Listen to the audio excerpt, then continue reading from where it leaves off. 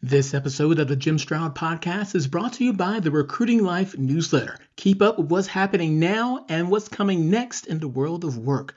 Subscribe now at newsletter.jimstroud.com. That's newsletter.jimstroud.com.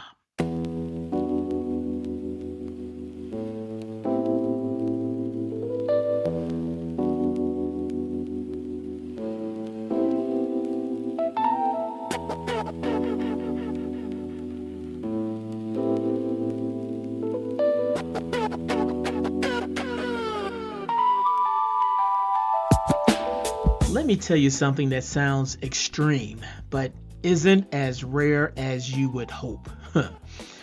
There are young people, Gen Z mostly, who are literally hitting their own faces with hammers, trying to reshape their bones just to become more attractive. Not metaphorically, not as a joke, but actually doing it. Now, before you write that off as internet insanity, here's the uncomfortable part. The research suggests they might not be completely wrong. This is a story about something we don't like to admit exists. Lookism. Bias based on appearance. Because unlike other forms of bias, nobody really trains for this one. Nobody wants to say it out loud. It's easier to pretend it doesn't matter. That we're all judged on merit, skill, experience. But that's not how the world actually works. Let me introduce you to someone at the center of this. Brandon Peters. He's 20 years old. Online, he goes by Clavicular. And he's one of the most recognizable faces in what's called the looksmaxxing movement. Now, looksmaxxing, it started as self-improvement. Grooming, fitness, skincare, things we've all heard before. But it didn't stay there.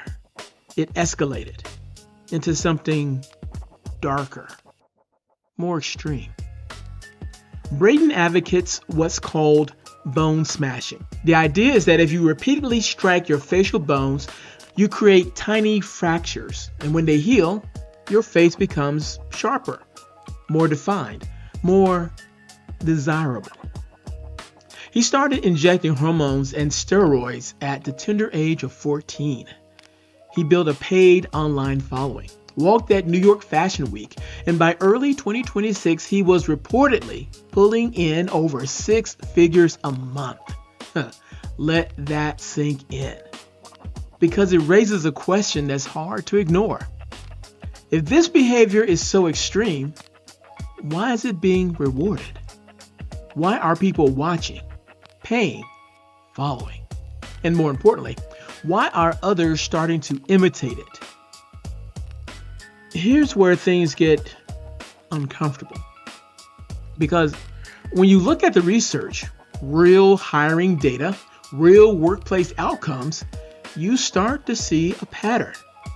Attractive people are more likely to get hired. They're more likely to be promoted. They're often perceived as more competent, even when they're not. Same resume, same qualifications, different face, different outcome. And we don't talk about it. We don't put it in training manuals.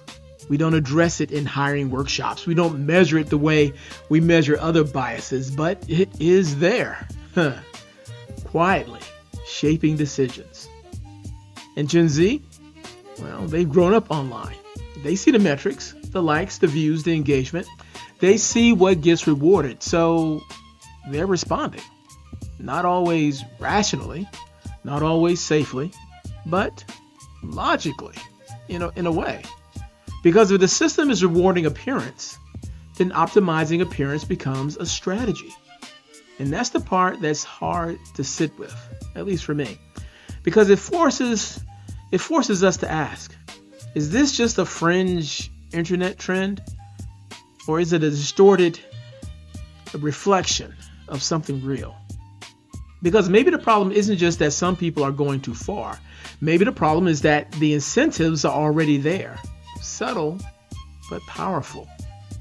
And when those incentives go unacknowledged, they don't disappear. They just push behavior to the extremes. So now you've got young people risking their health, their bodies, chasing an edge they believe the system demands. And the worst part, they're not entirely imagining it. So what do we do with that? Do we dismiss it as absurd? Or do we finally confront the idea that merit isn't the only thing being evaluated? Because until we're honest about that, this doesn't stop. It just evolves. Maybe next time, it won't sound so shocking.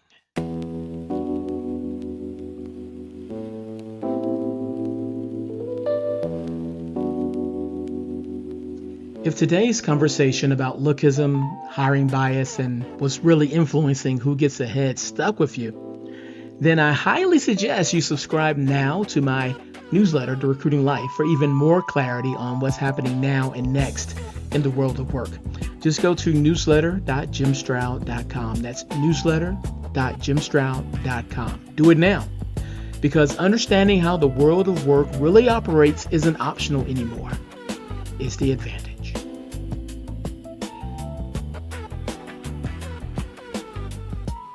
You have been listening to the Jim Stroud Podcast, a proud member of the Purple Acorn Network. If you like what you heard, hate what you heard, or don't know what you just heard, I want to know about it. Email your questions and comments to podcast@jimstroud.com. That's podcast@jimstroud.com. Do it now. Operators are standing by. Well, that's it for now. I'll be back later, right here, with a brand new episode. So until then, bye-bye.